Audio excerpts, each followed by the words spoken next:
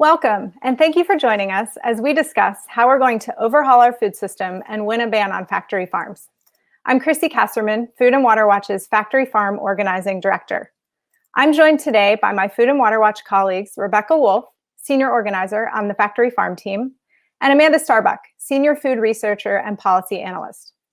I'm also joined by our allies Monica Brooks, co-founder of Concerned Citizens Against Industrial CAFOs, and Adam Mason, State Policy and Organizing Director at Iowa Citizens for Community Improvement. So to start, what are factory farms?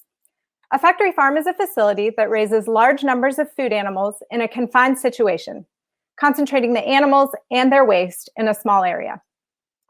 Instead of allowing animals to forage for their feed in pasture or other open areas, factory farms can find the animals and bring food to them. This obviously creates a host of problems. Food and Water Watch has worked on issues associated with factory farms, also known as CAFOs or concentrated animal feeding operations, for many years. We employ our holistic campaign approach to this work. We combine our organizing, policy, legal, and research expertise to build campaigns to mobilize our members to pressure their elected officials to support a more sustainable food system. I'm really excited to tell you more about it. But let's start with how we got here. The way we raise animals for food has changed significantly over the past several decades. Small and medium-sized family-scale farms have been pushed out by corporate factory farms housing thousands of animals in crowded spaces. These factory farms produce enormous volumes of waste, pollute our air and water, exploit workers, harm the welfare of animals, compromise the safety of our food, harm our rural communities, and fuel climate change. On your screen, you can see a side-by-side comparison.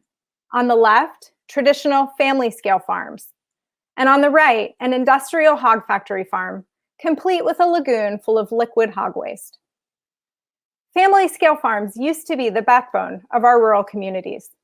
But since 1997, the total number of US farms has fallen sharply, while the number of livestock soared. You've likely heard this before. Farmers are essentially being forced to get big or get out. In Iowa, one of our key campaign states, between 1982 and 2012, the number of farms fell by more than 80%, while the number of hogs increased tenfold, as increasing number of hogs are concentrated in fewer and bigger facilities. This transition to factory farms was not an accident. It was fueled by bad farm policy that gives preference to factory farms, incentivizes the overproduction of cheap feed, and provides unrestricted access to antibiotics to keep disease at bay. It was further enabled by the Department of Justice approving mega mergers that resulted in the top meatpacking firms controlling the majority of the market, and by the United States Environmental Protection Agency and states failing to uphold our environmental laws. Factory farms are a nightmare for people living nearby. Children living near factory farms have been found to have increased rates of childhood asthma, and people working in factory farms have increased rates of chronic respiratory symptoms. People living near factory farms report experiencing health symptoms such as eye and throat irritation, nausea, vomiting, and breathing problems. New research recently found that 16,000 US deaths annually are the result of air pollution created by growing and raising food. And 80% of those deaths are from producing animal products like meat, dairy, and eggs. Further, surveys of residents living near North Carolina hog factory farms have also documented a diminished quality of life from being forced to stay indoors and keep their windows closed, a complaint echoed by residents living near factory farms in other parts of the country as well.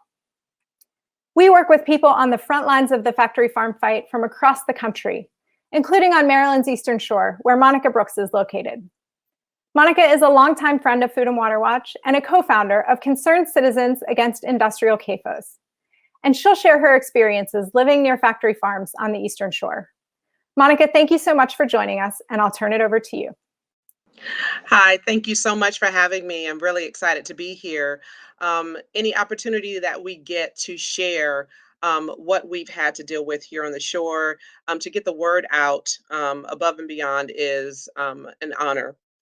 My name is Monica Brooks, as was mentioned, and I helped to co-found Concerned Citizens Against Industrial CAFOs. This literally came directly as a result of 13 concentrated animal feeding operations that were slated to be placed very close to my home. So not only were there 13 of these going to be placed together, but they were also slated to be placed on top of the Paleo Channel. The Paleo Channel is our source of water for those of us who are on well water. Many of us are on well water. And so we came together as a community to fight against these injustices. But here's the thing, in our rural communities, our voices are being silenced greatly because the industry itself, the agricultural industry, has so much power. We discovered that as individual citizens when we wanted to say, hey, this is awful, this is bad, this is tearing our community apart, this is wrong. And we could not get any support locally or throughout the state. We continually were given the message that these industries bring jobs. And so we don't want you to say anything. Well,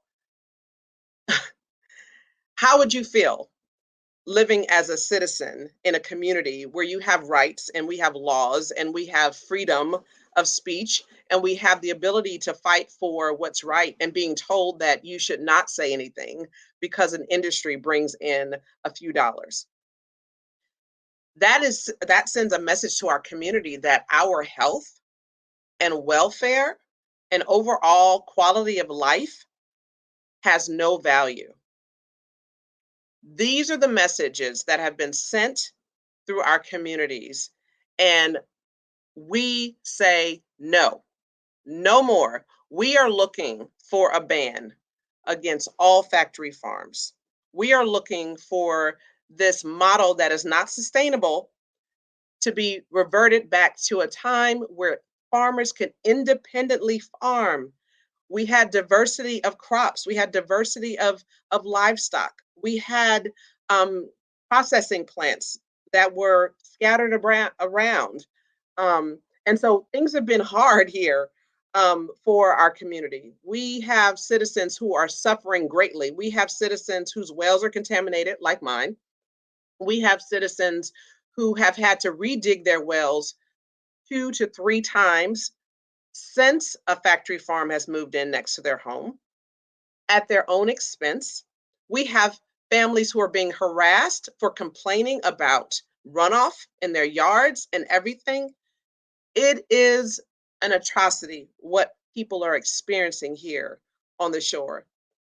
And then, to make it worse, in order to deal with all of the excess manure and particulate matter and everything that we have, now we are going to use biodigesters, and we're going to find other ways to um, other ways to dispose other ways to dispose of the excess manure that they're bringing at the taxpayer's expense. So it has been a fight. It is a constant fight, but guess what? We're not giving up. We've had several battles and we have had several victories. But in the end, we will not have a real victory until we can get a ban on these factory farms. Thank you so much, Monica. You're an inspiration for your community and beyond, and we really appreciate you being here today to share your story with us. Organizations including Food and Water Watch have been advocating for stronger regulations on factory farm pollution for decades. And as Monica's story shows us, we do need to do much better in regulating existing factory farms. But even if you were able to address all the pollution caused by these facilities, which of course is impossible, there are still so many other harms. And that's why Food and Water Watch became the first national organization to call for an outright ban on factory farms. We don't believe in settling for what is politically possible. We believe in taking strong stands on issues to motivate people to work for the change they want to see. We have found that bold campaign goals galvanize people to stay involved in long-term campaigns, a lesson which became very clear through our work to stop fracking. In that fight, we saw the call for a ban on fracking energize activists and jumpstart a ban fracking movement across the country. With this in mind, we launched our campaign to ban factory farms in May of 2018, with the release of a report titled The Urgent Case for a Ban on Factory Farms. We'll drop a link to the report in the chat.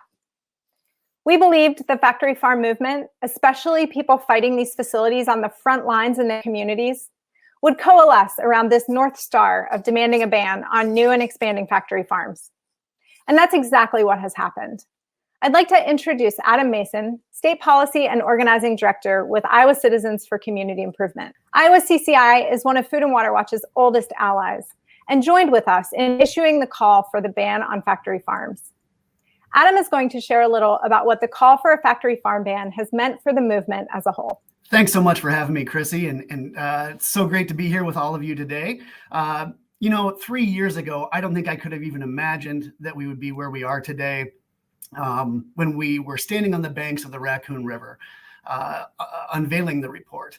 It was, so for folks who don't know, the Raccoon River is where nearly 500,000 people here in central Iowa get our drinking water from, and it's heavily impaired by factory farms upstream. I think when we unveiled that report together, I was hopeful that it would be a shot in the arm for our movement. But again, I couldn't have predicted the success that we've had since then. A lot of folks don't necessarily think of Iowa outside of thinking of it as flyover country, or maybe every 4 years you think about it because there's a few politicians that stop by.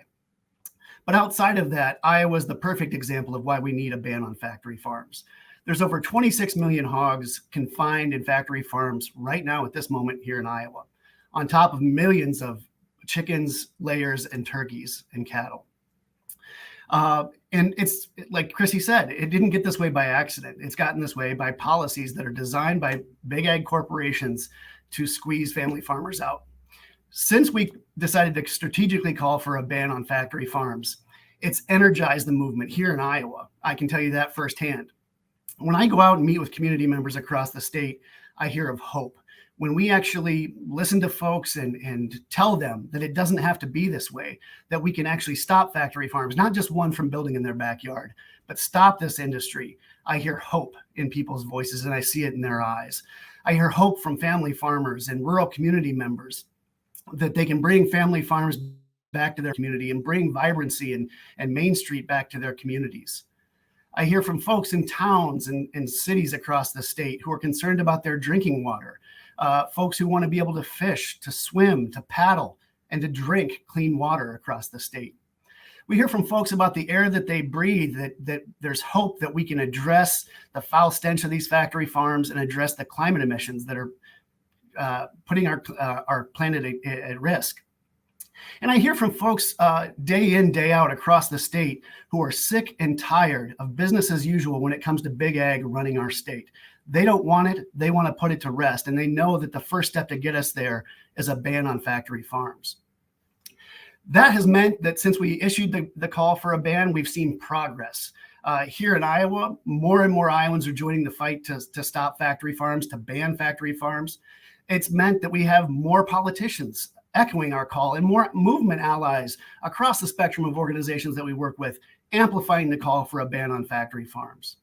And at the end of the day, since we've issued the call for a ban on factory farms, it means that we have more power. When it comes to our shared theory of change at Food and Water Watch and at Iowa CCI and our allies across the country, we know that we need more people with us. It's that shared theory of change that has really inspired CCI members and everyday Iowans across the state and across the country to stand up and say we need a ban on factory farms. So I just want to say thank you to Winona and everybody at Food and Water Watch, and thank you to everyone watching today, all of the supporters of Food and Water Watch who are amplifying and lifting up the call for a ban on factory farms. We couldn't do it without you. Thank you so much, Adam. We really value the deep partnership we have with Iowa CCI, and I'm grateful to you for being here today. So at this point, you might be asking, how are we going to ban factory farms? Fair question. So to get rid of factory farms, we need to change the fundamental structure of our food system, and this will require policy change. And policy change will only come from building the political power necessary to elect decision makers who are not beholden to the meat industry. We are working to do just that in several key states where we have organizers on the ground advancing factory farm campaigns. We're also working at the federal level to support a groundbreaking piece of legislation that would enact a national ban on factory farms. I'll highlight a few of our state campaigns first. In Iowa, we're working to win a legislative moratorium on factory farms. This is our oldest campaign and one that was created in deep partnership with our allies at Iowa CCI and other groups. Iowa is the biggest hog-producing state in the country, and the industry continues to expand at a rate of 300 to 600 new facilities per year. Bills have been introduced in the past 4 legislative sessions to enact a factory farm moratorium. And every year, as a result of on-the-ground organizing by Food and Water Watch, Iowa CCI, and others, the number of co-sponsors on these bills grows. Recent polling has demonstrated the success of this campaign. Nearly 2/3 of Iowans support a moratorium on new and expanding factory farms. We're also working in Oregon, where we are part of the Stand Up to Factory Farms Coalition. This coalition is focused on winning a legislative moratorium on new and expanding mega dairies in the state. Oregon was once home to thousands of small and medium-sized dairy farms, but the rise of huge corporate mega dairies over the past several decades has been catastrophic for these family-scale facilities. And Oregon loses approximately 9 family-scale dairy farms every month. The Stand Up to Factory Farms Coalition has introduced mega dairy moratorium bills in the Oregon legislature twice now. And just this past session, our bill received a hearing in the Senate Environment and Natural Resources Committee. While it didn't ultimately pass out of committee, it was an excellent opportunity to demonstrate the widespread opposition to mega dairies, and we're excited to take it even further in the next legislative session. We're also working in New Mexico, Maryland, and Delaware to fight factory farms and to win important reforms and community protections that would rein in the power of this industry. This state work has been instrumental in advancing our work nationally. Just as an example, in Iowa, in the lead up to the 2020 presidential caucuses, we partnered with IOCI and other organizations to press presidential candidates about where they stood on a factory farm moratorium. Several were in support, and Senator Cory Booker was among them. After the caucuses were over, we were deeply involved in helping Senator Booker's office to draft the Farm System Reform Act, which was introduced in December of 2019 by Senator Booker and in the House in March of 2020 by Representative Ro Khanna. This legislation includes a national ban on new and expanding factory farms. It's an important anchor for all of our state efforts and presents a viable alternative to the factory farm model. It was recently reintroduced in the new Congress. The movement in Iowa and in other states was instrumental in piquing Senator Booker's interest in this issue, and we've now built a powerful movement in support of this groundbreaking legislation. I'll now turn it over to Rebecca Wolf, senior organizer on our factory farm team, to tell you more about it. That's right. Thank you, Chrissy. So the Farm System Reform Act is a really exciting but also powerful piece of legislation for our movement and this moment that we're in right now. And a lot of the issues that we talk about as being major barriers to actually changing our food system are intentionally addressed in the Farm System Reform Act. When I talk with people organizing against factory farms across the country, so many point to the symbiosis between the work that they do, like we've heard about today, and the Farm System Reform Act, and what's in it. So what's in this bill? Well, first and foremost, the Farm System Reform Act starts with a moratorium and phase out of the largest factory farms. We've talked a lot about how important it is to actually get rid of factory farms. But to do this, we also need to help transition factory farm operators out of this model. So the bill creates a voluntary transition program to help contract growers switch to more sustainable forms of agriculture, like pasture-raised animals, fruit and vegetable production, and organic commodity crops. But the bill goes further to actually address the underlying cause of why we have factory farms. It has a lot to do with consolidation and corporate power. Economic concentration in agriculture has been hurting rural people and rural economies for decades, but factory farms in our food system isn't just a rural issue. The fact that the top 4 beef packing companies control 85% of the market and the top 4 pork producers control about 70% of the market is bad for all of us. These companies have way too much market power, and that comes at the expense of independent family farmers, but also all of us who have no real choice at the supermarket. So to address this, the Farm System Reform Act also includes important updates to the Packards and Stockyards Act, which is a historical provision designed to safeguard family farmers from anti-competitive practices and corporate consolidation. Again, both major reasons that the factory farm model has taken hold. So to actually reform the food system, it is essential to level the playing field and incentivize that kind of food production that we actually want to see in our food system. And then finally, the Farm System Reform Act also restores and expands country of origin labeling on meat and also dairy products, which actually helps create a real economy and allows independent family farmers to compete in the market right away. So there's a lot of really wonderful stuff in the bill, but my favorite news about the Farm System Reform Act is that it's a response to our movement, and people want to see all of this.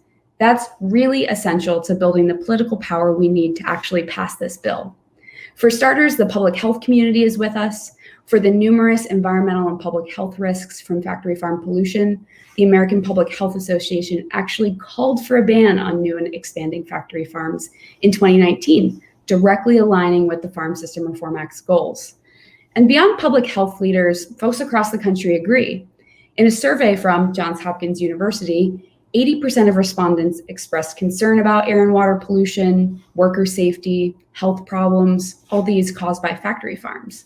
A majority of people also supported greater oversight and a national ban on new factory farms. So Food and Water Watch and our allies are working in coalition with these public health leaders and more than 300 groups to pass this bill. And with individuals like you helping to call, email your congresspeople, and organize in your communities, we know that we can pass this bill together. Thanks so much, Rebecca.